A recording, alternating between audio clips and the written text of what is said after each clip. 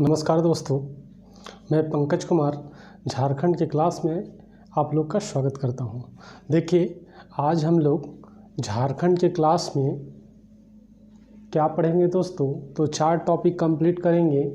मौर्य काल, मौर्योत्तर काल, गुप्त काल और गुप्तोत्तर काल। दोस्तों देखिए, ये 4 टॉपिक आज हम लोग झारखंड के परिप्रेक्ष्य में कंप्लीट करते हैं। दोस्तों इसे पढ़ने से पहले दोस्तों, इन चारों टॉपिकों को पढ़ने से पहले कुछ बातें, 2-4 बातें जान जाइए, कैसे हम व्यवस्थित रूप से इसको समझ सकते हैं। तो देखिए दोस्तों, मौर्य काल के पूर्व दोस्तों भारत जो है महाजनपद कालों में बटा हुआ था। मौर्य काल अभी हम शुरू करेंगे, इससे पहले थोड़ी सी घटनाएं जान जाएं, तब ज़्यादा बातें स्पष्ट होगी। मौर्य काल के पूर्व भारत किस में बटा हुआ था दोस्तों? महाजनपदों में बटा हुआ था, और 16 महाजनपद थे दोस्तों। इन 16 महाजनपदों में जो सबसे शक्तिशाली महाजनपद था उसका नाम था मगध। दोस्तों मगध साम्राज्य। इस मगध साम्राज्य में 3 वंश हुए दोस्तों। पहले वंश का नाम था हर्यक वंश, दूसरा का नाम शिशुनाग वंश और तीसरा नंद वंश। देखिए झारखंड कैसे कनेक्टेड है, मैं वो बताने का प्रयास कर रहा हूँ। हाँ, तो 3 वंश में बताया मगध साम्राज्य में। कौन कौन? पहला हर्यक, दूसरा शिशुनाग और तीसरा नंद वंश। दोस्तों देखिए, ये जो नंद वंश था दोस्तों, इस नंद वंश के पास विशाल सेनाएं थीं। ध्यान में रखेंगे, ये जो नंद वंश है इसके पास विशाल सेनाएं थीं, मजबूत सेनाएं थीं। और इनके सेनाओं में, और ये हम जो झारखंड का जो क्षेत्र है वह क्षेत्र मगध का ही हिस्सा था। तब अब मगध की बात करें, मतलब झारखंडी जो थे वो मगध के पार्ट में आते थे। तब अब जो मगध के पास जो विशाल सेना था, मजबूत सेना था, निश्चित रूप से इन सेनाओं में झारखंड के भी लोग होंगे। इन सेनाओं में झारखंड की जनजातियां थीं दोस्तों। और साथ ही साथ ये जो विशाल सेना था, इसमें ये जो सेनाएं कहीं दूसरे क्षेत्रों को जीतती थी तो उसमें झारखंड से हाथियों को ले जाया जाता था दोस्तों। तो झारखंड मगध साम्राज्य से कैसे कनेक्टेड हुआ? तो सैनिक के रूप में हम कनेक्ट, चूँकि पहला तो हम मगध के ही हिस्से हैं। दूसरा कैसे कनेक्टेड? तो दूसरा हमारे सैनिक मगध साम्राज्य के सैनिक थे, है ना। तीसरा वंश नंद वंश के सैनिक थे, और इस नंद वंश की विशाल सेनाओं में जो हस्ती सेना थी, हाथी सेना थे, वो कहाँ से हाथियाँ जाती थी? तो झारखंड क्षेत्र से हाथियाँ जाती थी दोस्तों। अब देखिए, ये थोड़ी सी नंद वंश के बारे में 2-4 बातें और जान जाए। नंद वंश का जो अंतिम राजा था दोस्तों, वो घनानंद था। घनानंद की थोड़ी लंबी कहानी है, हम पढ़ेंगे आगे भारत के इतिहास में, फिर भी सामान्य बातें जान जाए। सैनिकों का देखिए कैसे योगदान है इस नंद वंश को बचाने में। तो आप जानते होंगे कि घनानंद के शासनकाल में ही है सो सिकंदर का आक्रमण हुआ। सिकंदर सिंध के रास्ते से भारत में अटैक करता है। पंजाब के जो सिंध के जो राजा थे, तक्षशिला के जो राजा थे, आंभी और पोरस, जैसे ही अटैक करते हैं तो आंभी तो समर्पण कर देता है, लेकिन पोरस से युद्ध होता है उसका, सिकंदर का, जिसमें इसकी हार होती है, पोरस की हार होती है। ध्यान में रखेंगे दोस्तों। झेलम नदी के तट पर जिसको पहले बितस्ता कहा जाता था, जिसको हाइडेस्पीड का युद्ध भी कहा गया है, लेकिन पोरस की बहादुरी देखकर उसके साम्राज्य को वापस कर देता है। तब ब्यास नदी पार करके जैसे ही सैनिक पूर्व क्षेत्र में, मतलब मगध साम्राज्य में अटैक करना चाहता है, धन की लालसा से सिकंदर भारत में आया था दोस्तों। तो जैसे ही वो अटैक करने का प्रयास करता है, उसके सैनिक हैं सो मना कर देते हैं। एक तो लड़ते लड़ते वो थक गए थे, और दूसरा बहुत सारे सैनिक बीमार ही हो गए थे। और साथ ही साथ वो जानते थे कि गंगा के तट पर बहुत बड़ा साम्राज्य है एक, और वह साम्राज्य के सैनिक बड़े ही बहादुर हैं, बड़े ही वीर हैं, और साथ ही साथ सिकंदर की सेना से बहुत ही बलशाली और अधिक, सिकंदर की सेनाओं से घनानंद की सेनाएं अधिक हैं। मतलब कहीं ना कहीं सिकंदर को रोकने में जो नंदवंश के जो विशाल सेना था उसमें झारखंडियों का भी योगदान है, हमारे झारखंडी सैनिकों का भी योगदान है, हमारे झारखंड के जो गए हस्ती सेना में जो हाथी थे उनका भी योगदान है। तो इस तरीके से हम लोग नंदवंश से कनेक्टेड हैं दोस्तों, और साथ ही साथ हमने सिकंदर को रोकने का भी प्रयास किया है, हमारी भी उसमें कुछ भूमिकाएँ थी दोस्तों।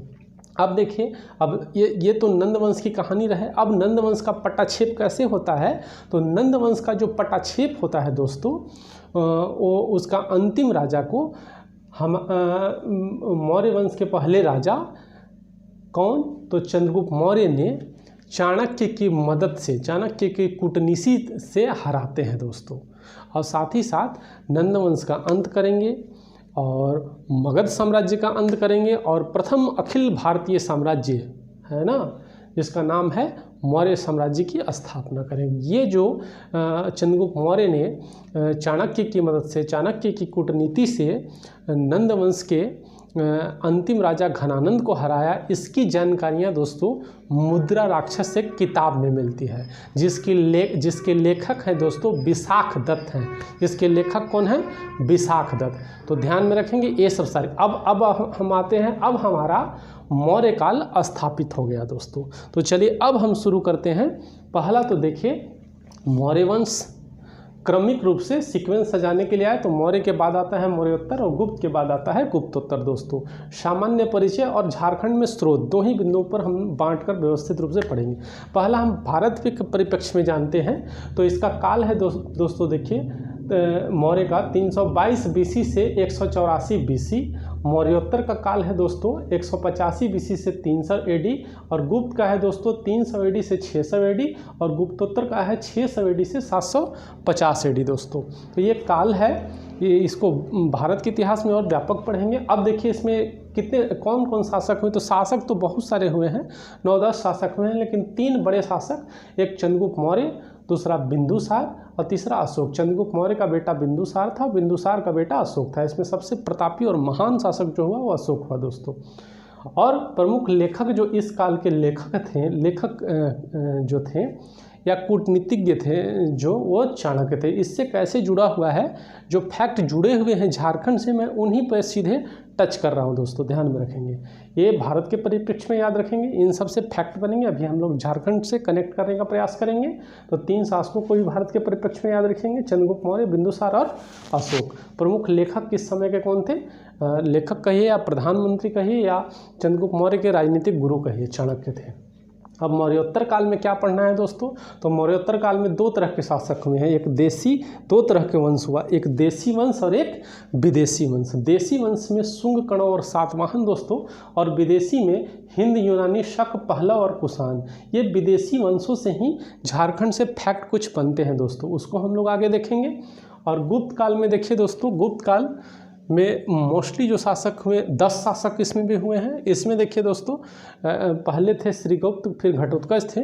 जो वास्तविक संस्थापक थे वो चंद्रगुप्त प्रथम थे, लेकिन देखिए प्रश्न कहाँ से बनेगा, तो देखिए द्वितीय लिखा गया है, चंद्रगुप्त प्रथम है दोस्तों, फिर समुद्रगुप्त, फिर चंद्रगुप्त द्वितीय है। ये चंद्रगुप्त द्वितीय जो है दोस्तों, इन्हीं को विक्रमादित्य, चंद्रगुप्त विक्रमादित्य के नाम से भी जानते हैं। और इसमें जो विदेशी यात्री आया दोस्तों, उसका चीनी विदेशी यात्री, इसका नाम था फाहियान। इससे भी फैक्ट बनेंगे। अब ये गुप्त काल के थोड़े से इन्फॉर्मेशन आप ध्यान में रखें। गुप्तोत्तर काल में देखिए दोस्तों, प्रमुख शासक है हर्षवर्धन दोस्तों, और विदेशी यात्री इस समय जो आया उसका नाम है ह्वेनसांग। इन दोनों से फैक्ट झारखंड में बनेंगे दोस्तों। तो ये भारत के परिप्रेक्ष्य में थोड़ा मैं आपको जानकारी दे दिया। अब हम देखिए झारखंड से कैसे कनेक्टेड करते हैं और झारखंड को समझने का प्रयास करते हैं। मौर्य काल में कौन कौन सी चीज़ें झारखंड से संबंधित। पहली बात तो ये जान जाइए कि इतिहास जानने के 2 स्रोत होते हैं दोस्तों। एक होता है पुरातात्विक स्रोत और दूसरा होता है साहित्यिक स्रोत। पुरातत्व के मतलब होते हैं कहीं लिखी हुई जो चीज़ें हैं, किताबों में जो लिखी हुई जो अभिलेखों में जो लिखा हुआ है कुछ सिक्के हैं, मृदभांड हैं, स्मारक हैं इसको अभिलेखीय या पुरातात्विक साक्ष्य कहते हैं दोस्तों, और जो पुस्तकों में के माध्यम से हमें मिलेगा उसको साहित्यिक कहेंगे दोस्तों। तो अब देखिए मौर्य काल में कौन कौन से इन्फॉर्मेशन हमें झारखंड में मिलते हैं। तो सबसे पहले एक किताब है दोस्तों, मौर्य काल की सबसे एक प्रमाणिक किताब है, बहुचर्चित किताब है, जिसका नाम है दोस्तों अर्थशास्त्र। अर्थशास्त्र के लेखक जो, अर्थशास्त्र पहले जान जाइए कि अर्थ पर लिखी किताब नहीं है, ये राजनीति प्रशासन पर लिखी हुई किताब है, जिसके लेखक हैं चाणक्य। चाणक्य को ही कौटिल्य या विष्णुगुप्त कहते हैं दोस्तों। अभी अभी मैं बताया कि चाणक्य जो थे चंद्रगुप्त मौर्य के क्या थे, राजनीतिक गुरु थे, और जब ये शासक बने तो प्रधानमंत्री बने। ऐसे आगे चलकर बिंदुसार के दरबार में भी ये प्रधानमंत्री थे। चलिए, तो अर्थशास्त्र पहली बात क्या आपने जाना कि ये राजनीति या प्रशासन पर लिखी किताब है, जिसके लेखक कौन है, चाणक्य है। अब इस अर्थशास्त्र में देखिए झारखंड के कौन कौन से इन्फॉर्मेशन हैं दोस्तों। तो पहला है कि इसमें झारखंड का नाम ये जो चाणक्य थे, कौटिल्य थे, इन्होंने अपने अर्थशास्त्र किताब में झारखंड का जो नाम लिखा है दोस्तों, वो कुक्कुट या कुक्कुट देश लिखा है दोस्तों, ध्यान में रखेंगे, कुक्कुट या कुक्कुट देश। और इसी अर्थशास्त्र में, ये प्रशासन की ही किताब थी, तो इसमें चाणक्य ने लिखा है कि झारखंड का जो शासन व्यवस्था था वो गणतंत्रात्मक था दोस्तों। देखिए झारखंड का शासन व्यवस्था को कैसी शासन व्यवस्थाएं थी, गणतंत्र। गणतंत्र का मतलब वंशानुगत शासन नहीं होगा, है ना, राजा का बेटा राजा नहीं बनेगा, बल्कि जनता के द्वारा चुने गए प्रतिनिधि ही प्रत्यक्ष या अप्रत्यक्ष रूप से जो प्रतिनिधि चुने जाएंगे वही शासक होगा। तो गणतंत्र शासन प्रणाली हमारे झारखंड में था, चाणक्य के अनुसार अर्थशास्त्र किताब में इसकी जानकारी है। और क्या दोस्तों, और क्या लिखा हुआ है इस अर्थशास्त्र किताब में, तो और लिखा हुआ है कि जनजातियों के नियंत्रण हेतु 8वीं अधिकारी नियुक्त। देखिए जनजातियों के नियंत्रण हेतु किस अधिकारी की नियुक्ति की गई थी, 8वीं। देखिए 8वीं एक अधिकारी था दोस्तों, है ना, और इस 8वीं के बहुत सारे इस विभाग में बहुत सारे पदाधिकारी थे, जिसमें एक पदाधिकारी इस दल का प्रमुख था, रक्षित। तो जनजातियों के नियंत्रण के लिए किसकी नियुक्ति की गई थी, 8वीं। हम जनजाति क्षेत्र के ही निवासी थे, और इस 8वीं विभाग में किस प्रमुख व्यक्ति को झारखंड क्षेत्र में नियंत्रण के लिए भेजा गया, तो रक्षित। ये सब बड़े इंपॉर्टेंट फैक्ट है दोस्तों। ये सब सारी जानकारियाँ हमें कहाँ मिल रही है, तो अर्थशास्त्र किताब में मिल रही है। और क्या लिखी हुई है इस अर्थशास्त्र किताब में झारखंड के बारे में, तो और लिखा हुआ है कि झारखंड के इंद्र नामक नदी, झारखंड के इंद्र नामक नदी में हीरे प्राप्त होते थे, हीरे मिलते थे, ये भी बातें लिखी हुई थी। ऐसे इस इंद्र नामक नदी, दो नदियों को कहा जाता था, एक ईब नदी और दूसरा शंख नदी को इंद्र नामक नदी कहा जाता था। ध्यान में रखेंगे। तो ये सारी बातें दोस्तों, ये सारी साहित्यिक जानकारियाँ दोस्तों झारखंड के परिप्रेक्ष्य में किस साहित्य में है, अर्थशास्त्र में, जिसके लेखक कौन है, चाणक्य या कौटिल्य या विष्णुगुप्त। अब आते हैं झारखंड के बारे में, क्या अभिलेखों में कुछ जानकारी है, शिलालेखों में कुछ जानकारी है। तो देखिए अशोक का जो 13वां शिलालेख है दोस्तों, उसमें दोस्तों लिखा गया है, अशोक का 13वां शिलालेख दोस्तों कलिंग युद्ध से संबंधित है। ध्यान में रखेंगे, कलिंग युद्ध से संबंधित है। अशोक ने कलिंग युद्ध से किया था, कलिंग के राजा को हराया था दोस्तों, जिसमें बहुत सारे लाखों सैनिक मारे गए थे, लाखों सैनिकों को बंदी बना लिया गया था। भीषण, विश्व के भीषण युद्धों में एक युद्ध को माना जाता है, जिसके बाद अशोक का हृदय परिवर्तन होता है और वो बौद्ध धर्म अपना लेता है दोस्तों। तो उसी 13वां शिलालेख में पड़ोसी राज्य आटविक प्रदेश का वर्णन है दोस्तों। 13वें शिलालेख में बहुत सारी चीज़ें हैं, जिसमें आटविक, और ये आटविक प्रदेश झारखंड से ही संबंधित था, पड़ोसी राज्य है ना, ओडिशा के पड़ोसी, कलिंग का पड़ोसी झारखंड, तो आटविक प्रदेश का मतलब झारखंड था। ध्यान में रखेंगे दोस्तों।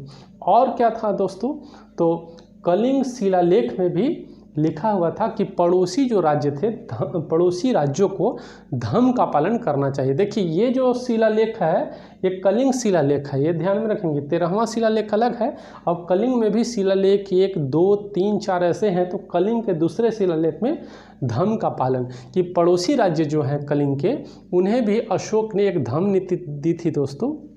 ध्यान में रखें, जो करुणा, दयालुता और उदारता पर आधारित था, उसी में लिखा गया था दूसरे शिलालेख में कि जो पड़ोसी राज्य हैं कलिंग के, उसे भी हमारे धर्म का पालन करना चाहिए, इसने आग्रह किया था। ध्यान में रखें। एक बात ध्यान में रखेंगे, झारखंड में कोई भी अभिलेख अशोक के नहीं मिले हैं दोस्तों। इस बात को ध्यान, ये सारी बातें हम कलिंग उड़ीसा के कर रहे हैं, अभी वर्तमान ओडिशा, तात्कालिक समय का कलिंग का दोस्तों। तो दो स्रोतों में झारखंड की जानकारियां हैं दोस्तों, एक अर्थशास्त्र किताब में और दूसरा 13वां शिलालेख और एक और कलिंग शिलालेख दूसरे में। ये मौर्य काल, तो मौर्य काल से हम इन इन्फॉर्मेशनों से, इन सूचनाओं से, इन स्रोतों से कनेक्टेड हैं दोस्तों। तो ये था आपका मौर्य काल दोस्तों, ध्यान में रखेंगे। चलिए अब मौर्य के बाद आता है मौर्योत्तर काल। मैंने अभी बताया कि इस काल में दोस्तों ये जो पूरा काल है वो दो तरह के वंश थे इसमें। एक देसी वंश थे, भारत के परिप्रेक्ष्य में भी थोड़ा याद रखेंगे, शुंग और सातवाहन, ये देसी वंश है, सीक्वेंस भी ऐसे ही है। और विदेशी वंशों में 4 वंश थे दोस्तों, हिंद यूनानी वंश, शक, पहला और कुषाण। देखिए देसी में कोई विशेष प्रमाण नहीं मिले हैं झारखंड में, विदेशी से क्या क्या प्रमाण मिले हैं दोस्तों। तो सबसे पहले ये इस समय सिक्के, भारत में सबसे पहले सिक्के यहीं से हिंद यूनानियों से सोने के सिक्के जारी होते हैं दोस्तों। तो देखिए कौन कौन से सिक्के कहाँ कहाँ से मिले हैं और किन वंशों के। तो 4 वंश यहाँ लिखा हुआ है। तो देखिए हिंद यूनानी मतलब रोमन सिक्के ये सिंहभूम में मिले हैं दोस्तों, ध्यान में रखेंगे। मौर्योत्तर काल के सिक्के कहाँ मिले हैं, तो सिंहभूम में मिले हैं, चाईबासा रांची में मिले हैं। कि अब ये सिंहभूम में किस वंश के सिक्के, तो हिंद यूनानी है ना, इंडो ग्रीक कहते हैं या रोमन कहते हैं दोस्तों, ध्यान में रखेंगे। सिंहभूम में देखिए हिंद यूनानियों के सिक्के कहाँ मिले हैं, सिंहभूम में मिले हैं दोस्तों। शक या सीथियन के सिक्के कहाँ मिले हैं, चाईबासा में मिले हैं दोस्तों। और पहलव छोड़ दीजिए, कुषाण आ जाइए। कुषाण का महान राजा जो था कनिष्क हुआ दोस्तों। ये कुषाणों के जो सिक्के मिले हैं कहाँ, वो रांची में मिले हैं दोस्तों, ध्यान में रखेंगे। तो ये 3 जगह हैं जहाँ से सिक्के मिले हैं। अब आती है बात कुषाण कालीन क्या कोई मूर्तियाँ मिली हैं, तो देखिए बुद्ध की मूर्तियाँ कुषाण काल से ही बनना शुरू हुआ है दोस्तों। 3 तरह की मूर्तियों की शैलियों का विकास कनिष्क ने किया था दोस्तों, गांधार कला, मथुरा कला और अमरावती कला। ये गांधार कला की जो मूर्तियाँ हैं, जिसको ध्यानमग्न मूर्ति मुद्रा में मूर्ति कही जाती है, ये कोल्हुआ पहाड़ी चतरा से मिला है दोस्तों। कोल्हुआ पहाड़ी चतरा में ध्यानमग्न मुद्रा की मूर्ति या गांधार कला की मूर्ति मिली है दोस्तों। ये गांधार कला की मूर्ति जो बनती है काला सलेटी संगमरमर के पत्थरों से बनता है दोस्तों, ध्यान में रखेंगे। तो ये 3-4 फैक्ट आप याद रखेंगे मौर्योत्तर काल से दोस्तों। अब आते हैं दोस्तों हम लोग अगले बिंदु पर, गुप्त काल में। गुप्त काल से हमारा झारखंड कैसे कनेक्टेड है, तो देखिए इसमें गुप्त काल में 10 राजा हुए दोस्तों। 3 राजाओं का मैं नाम लिखा हूँ, चंद्रगुप्त प्रथम, समुद्रगुप्त और चंद्रगुप्त द्वितीय या चंद्रगुप्त विक्रमादित्य। इसमें जो विदेशी चीनी यात्री आया दोस्तों उसका नाम था फाह्यान।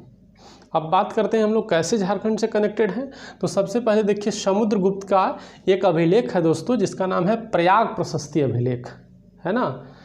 प्रयाग प्रशस्ति अभिलेख दोस्तों ये इलाहाबाद में है। देखिए इलाहाबाद का नाम भी बदल दिया गया है प्रयाग, तो आप शब्द से ही समझ जाएंगे कहाँ है। तो ये इलाहाबाद ना कह के प्रयागराज कहें, है ना। तो ये प्रयागराज में है और इसको लिखने वाले बंदे का नाम है दोस्तों हरिसेन। इसको जिसने लिखा, जिस शिल्पकार ने, उसका नाम है हरिसेन दोस्तों। ये जो हरिसेन लिखा है इसको चंपू शैली में लिखा है। गद्य शैली और पद्य शैली दोनों शैलियों को चंपू शैली कहा जाता है दोस्तों। अब इस प्रयाग प्रशस्ति अभिलेख में बहुत सारी बातें लिखी हुई दोस्तों। सबसे पहली बात तो ये जान जाइए कि दुनिया का जो बड़े बड़े युद्ध विजेता बने हैं उसमें भारत का भी एक बना है जिसका नाम था समुद्रगुप्त। भारत का ये पहला राजा है जो विश्व विजेता बनना चाहता था दोस्तों। इसने 3 तरह की युद्ध नीति दी दोस्तों। पहला धर्म विजय, दूसरा दिग्विजय और तीसरा आर्थिक विजय। धर्म विजय में किसी क्षेत्र को जीत कर छोड़ देता था दोस्तों, है ना, अपनी श्रेष्ठता साबित करने के लिए जीतता था। दिग्विजय में जिस क्षेत्र को जीतता था उसे अपने में मिला लेता था दोस्तों। और आर्थिक विजय में जिसको जीतता था उसको परिचायक बना देता था, सेवक बना देता था दोस्तों। इसी से कहानी जुड़ी हुई है। तो पहला तो जान जाइए कि इसमें प्रयाग प्रशस्ति अभिलेख में एक आटविक विजय का वर्णन है दोस्तों। 3 तरह का वर्णन है लेकिन हम अपने झारखंड के परिप्रेक्ष्य में इसको जानने का प्रयास कर रहे हैं, ध्यान में रखेंगे। तो आटविक विजय का वर्णन है और इस आटविक और झारखंड जो था वो आटविक का ही भाग था। जो आटविक क्षेत्रों को ये जीतते थे उसी में एक झारखंड भी था दोस्तों। अब झारखंड समुद्रगुप्त का क्या बन गया, परिचारक बन गया, मतलब सेवक बन गया। जब आटविक विजय झारखंड में किया तब झारखंड जो है सो सेवक बन गया। इसका मतलब है कि ये जो समुद्रगुप्त का जो साम्राज्य था उसका एक हिस्सा कौन था दोस्तों?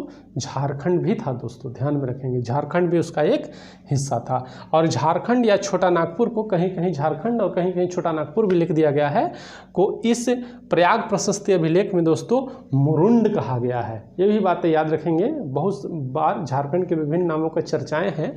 तो प्रयाग प्रशस्ति अभिलेख में झारखंड या छोटा नागपुर को किस नाम से जाना गया है? मुरुंड के नाम से जाना गया है दोस्तों। तो ये प्रयाग प्रशस्ति अभिलेख में इतनी सारी चर्चाएं हैं झारखंड के संदर्भ में दोस्तों, ध्यान में रखेंगे। ये एक कुशल युद्ध विजेता था, इसके कारण इसको भारत का नेपोलियन भी कहा जाता है दोस्तों, समुद्रगुप्त को। अब देखिए, अब एक विदेशी यात्री आया दोस्तों जिसका नाम है फाहियान। फाहियान याद रखिएगा दोस्तों, चंद्रगुप्त द्वितीय के शासनकाल में फाहियान आया था। चंद्रगुप्त द्वितीय के शासनकाल में चीनी यात्री ने फाहियान भारत का यात्रा करता है, इसके दरबार में आया और इसने झारखंड को कुक्कुट लाड कहा है दोस्तों। झारखंड को फाहियान ने क्या कहा है दोस्तों? कुक्कुट लाड, ध्यान में रखेंगे। अब देखिए, कुक्कुट लाड कहा, और क्या चर्चाएं हैं? तो गुप्तकालीन अवशेष और कहाँ कहाँ मिला है? तो गुप्तकालीन अवशेष देखिए दोस्तों, 2 मंदिरों की बात है। एक मधुही पहाड़ी जो हजारीबाग में है और दूसरा सतगावा पहाड़ी, ये भी हजारीबाग में है। मधुरी पहाड़ी को पत्थरों से काटकर ये जो मंदिर बनाया गया है दोस्तों, मधुरी पहाड़ी में, है ना। और मंदिर की बात आती है तो ध्यान में रखिएगा, संभवतः ये सब मंदिरें जो हैं नागर शैली में बनी हुई हैं। ऐसा इसलिए कह सकते हैं क्योंकि गुप्त काल के जो मंदिरें बने हैं दोस्तों, इसकी जो एक मंदिर बनाने की जो कला थी वो नागर शैली थी दोस्तों। तो ये कभी कभी पूछ सकता है कि मधुरी और सतगांव में जो मंदिर है, गुप्तकालीन मंदिर, किस शैली में बनी है, ऐसे पूछ सकता है। तो दोनों जगह का भी नाम ध्यान में रखेंगे। और क्या मिला है? तो एक पहाड़ी कुआं मिला है दोस्तों, पिठौरिया रांची में मिला है। ये गुप्तकालीन पूछ देगा कि पिठौरिया का पहाड़ी कुआं, ये जो पहाड़ पर जो कुआं है वो किस काल की कुआं है? तो गुप्त काल की है दोस्तों। तो ये था दोस्तों आपका गुप्त काल के इन्फॉर्मेशन जिससे झारखंड संबंधित है। और अब अंतिम बिंदु हम लोग देखते हैं दोस्तों, गुप्तोत्तर काल। गुप्तोत्तर काल है 600 से 750 AD और इसका प्रमुख जो सबसे इम्पोर्टेंट शासक है हर्षवर्धन है। इसको देखिए, हर्षवर्धन को हिंदू काल का अंतिम सम्राट कहा जाता है दोस्तों, ध्यान में रखेंगे, अंतिम हिंदू सम्राट के तौर पे जाना जाता है। और इसके दरबार में जो विदेशी चीनी यात्री आया दोस्तों, उसका नाम है ह्वेनसांग। अब देखिए कैसे कनेक्टेड है ये इस काल से हमारा झारखंड दोस्तों। तो सबसे पहले इस काल में दोस्तों हमारे झारखंड क्षेत्र का जो राजा था दोस्तों, उसका नाम था दोस्तों शशांक। ऐसे झारखंड, उड़ीसा और पश्चिम बंगाल, ये तीनों क्षेत्र शशांक के क्षेत्र में था। इन तीनों क्षेत्रों का ये इसका साम्राज्य था, ये तीनों क्षेत्रों में बटा हुआ विस्तारित था।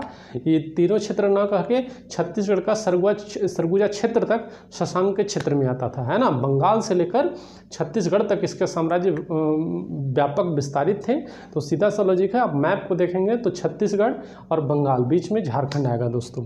अब इसने है ना दोस्तों झारखंड को ही राजधानी बनाया। झारखंड के 2 क्षेत्र, एक बड़ा बाजार है ना दोस्तों और दूसरा दुलमी में राजधानी बनाया। देखिए ये संभवतः है ना पहला शासक है दोस्तों, प्राचीन काल का पहला शासक जिसने अपने साम्राज्य की राजधानी झारखंड में बनाया दोस्तों। तो ध्यान में रखेंगे, बड़ा बाजार संथाल परगना में है और दुमली, ये 2 राजधानियाँ दुलमी झारखंड में राजधानी बनाया दोस्तों।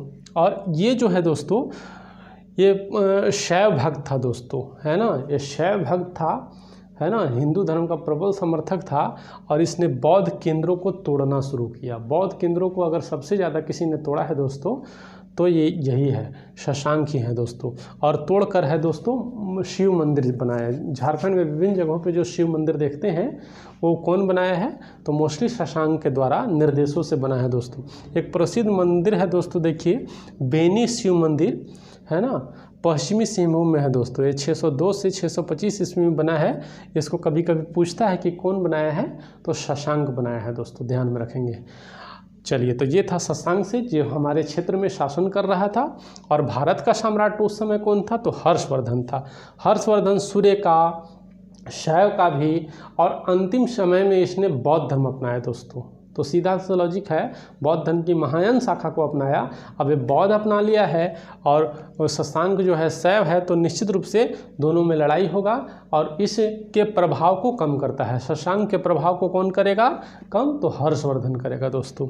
अब इसका प्रभाव कम हो गया। अब देखिए तो हर्षवर्धन का जो साम्राज्य विस्तारित हुआ झारखंड तक विस्तारित हो गया। अब इसी हर्षवर्धन के शासनकाल में चीन से एक यात्री आया दोस्तों जिसका नाम है ह्वेनसांग। अब ये ह्वेनसांग और हर्षवर्धन की मुलाकात जो हुई दोस्तों, वो पहला मिलन इन लोगों का कांजा गल में हुआ। कांजा गल, जिसको कीचिंग काइला भी कहते हैं। कीचिंग काइला या कांजा गल, ये राजमहल क्षेत्र को कहते हैं दोस्तों, ध्यान में रखेंगे। पहला मिलन इन दोनों का पहली मुलाकात कहाँ हुई, तो राजमहल क्षेत्र में, जिसको कीचिंग काइला या कांजा गल कहते हैं दोस्तों। और यही ह्वेनसांग ने पहाड़ी क्षेत्र के लिए दामिने कोह का प्रयोग किया है दोस्तों, ध्यान में रखेंगे। ऐसे हर्षवर्धन के बारे में बहुत सारी चीज़ें लिखा है ह्वेनसांग, जिसको हम लोग भारत के इतिहास में पढ़ेंगे दोस्तों। तो इस तरीके से कुछ तथ्यों से हमारा गुप्तोत्तर काल झारखंड के इतिहास से जुड़ा हुआ है दोस्तों। तो मैं उम्मीद करता हूँ कि ये चारों काल के जो व्यवस्थित फैक्ट हैं दोस्तों, मैं आपको समझाने में सफल हुआ हूँ। तो आप इसको नोट डाउन कर लें और इसका मैं व्यवस्थित रूप से एकदम फ्रेश एक PDF भी आप लोग को उपलब्ध करा दूँगा। और इस तरीके से प्राचीन काल के जितने ही वीडियो आपको उपलब्ध कराए गए झारखंड के इतिहास का, वो एक प्रॉपर था। अब हम लोग मध्यकाल में अगले वीडियो में प्रवेश करेंगे दोस्तों। तो चलिए आज के लिए इतना ही रखते हैं, बाकी नेक्स्ट वीडियो में दोस्तों। Thank you.